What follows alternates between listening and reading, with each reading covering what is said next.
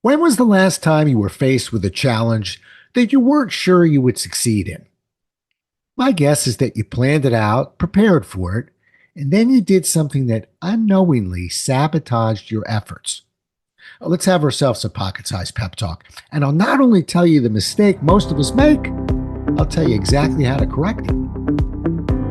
A Pocket Sized Pep Talk, the podcast that can help energize your business and your life with a quick, inspiring message. Now, here's your host, Rob Jollis. Isn't it interesting how guarded we tend to be when it comes to letting others know about personal challenges that require courage? Fear of failure is a mighty foe, but letting others in on our tryst with failure requires even more courage. Well, I'm here to convince you the risk is worth the reward. Now, typically, when we plan to do something that requires courage, our instinct is to prepare for it, but tell absolutely no one about it. After all, the fear of the unknown goes hand in hand with acts of courage. The more unknowns involved, the quieter we become. The more we can't control, the quieter we become. The more vulnerable we feel as we face a big challenge, the less we want to talk about it. Now, we don't always succeed at these acts of courage, but when we do achieve them, we can't wait to tell others.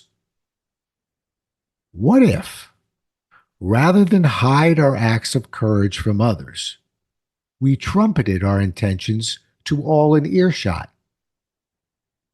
This isn't just a hunch of mine. It's an active tactic I use, and I coach others to use. I began trying this with writers and authors I mentored.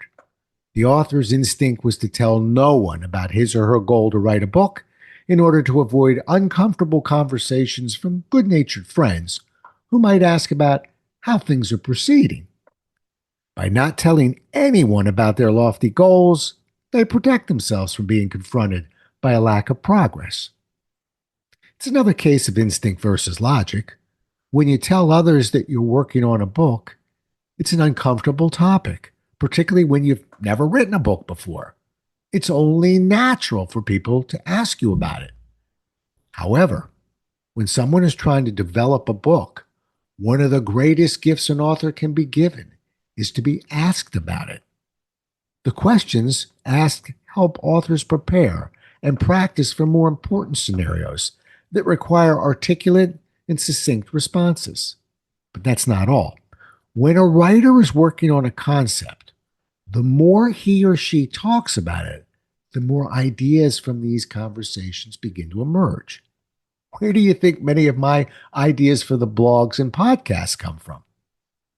The same philosophy is true for all kinds of challenges. When you tell others you're in career transition, it's an uncomfortable topic, but it's natural for people to ask you about it. It takes courage to put yourself out there and ask for help. Not talking about it might be instinctive, but certainly it isn't logical. Why would anyone want to keep a job search a secret? When you do let others know, you extend your network. For the record, a recent survey placed the number of job hirings as a result of network connections up to a staggering 85%. See a pattern here?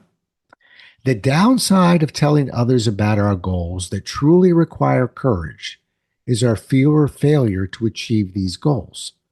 Personally, I respect those who try and fail. The upside? When others know of our goals, we tend to work harder to achieve them. When others know of our goals, we tend to expand our network of ideas. When others know of our goals, we tend to stay committed to those goals. Now, I don't know about you, but I think the upside here far outweighs the downside. That's why I'm a big fan of putting our courageous challenges out there for all to see. I'm such a big fan, I'm investing in buttons. On these buttons, I'm putting the words, ask me about ... Whether you're writing a book, in job transition, running a marathon, climbing a mountain, or attempting anything that requires a significant commitment that takes you on a journey into the unknown, this button is for you. Who's with me? Thanks so much for listening. If you enjoyed today's show, please rate and recommend it on iTunes, Outcast, or wherever you get your podcasts. You can also get more information on this show and Rob at jollis.com.